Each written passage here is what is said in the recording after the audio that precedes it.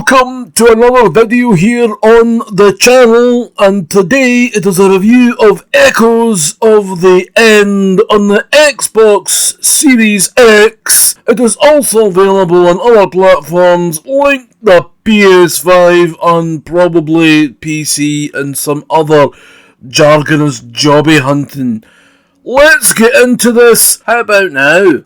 So Echoes of the End, it's a budget game, £20-30 type deal. I think I paid £29 for it, and it was reduced by 10% like a day after it came out, so I don't know if that's a good sign or not, but we'll get into all this, get into the things that I like and the things that I didn't like, and the thing that actually stopped me playing the whole game and abandoning it.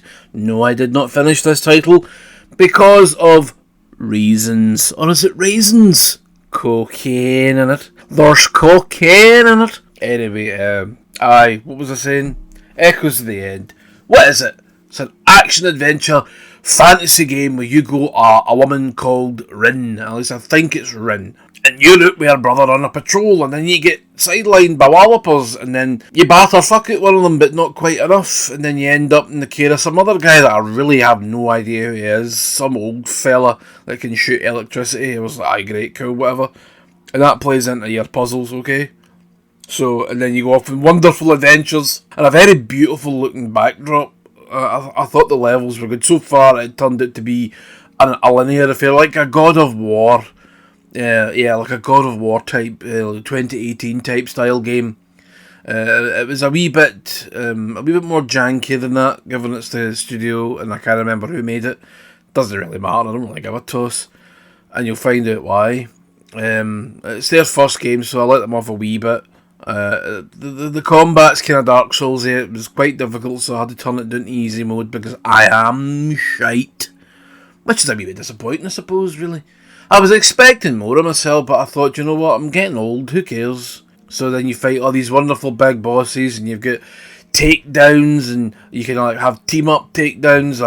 I think they're pretty much scripted, though. There weren't any buttons that I could press. It's just that sometimes they would both take them down rather than one, and you chop heads off and impale people with spears, and you get this magic ability. You can move things, you can manipulate things in the world, which played into the combat, which was quite fun. It's fun picking up an enemy and scalping them off another enemy, and then getting back up and cutting their head off or their arm off, or stabbing them through the heart with a spear. It was fun, it was good, it was enjoyable enough, shall we say. Then I encountered a game-breaking bug, about probably a quarter of the way, maybe halfway through episode 4. There was supposed to be a wee boat to take me across a little bit of water, and it fucked off. I remember when I got to that part in the level and the boat just sunk through that, I thought, oh, maybe I don't need it anymore.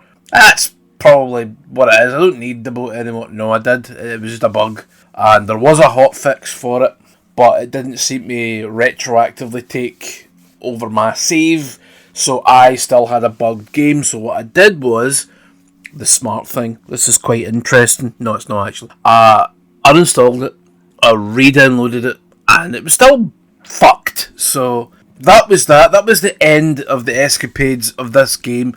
So no, I don't recommend it. They probably have fixed it, they just didn't fix it in a way where it would take on older saves. And I'm not starting it again. I fucking refunded it. I got my £29, whatever it was, back. And yes, don't buy it. It wasn't all that good anyway. It was alright. It was enjoyable enough. The way the character moved didn't really look like she was connected to the world. She sort of looked like she was floating about a millimetre above it and then running about. And the combat was a bit janky. I thought the controls were a bit delayed. Sometimes the dodge would work. Other times I'm hammering that dodge button well in advance and nothing.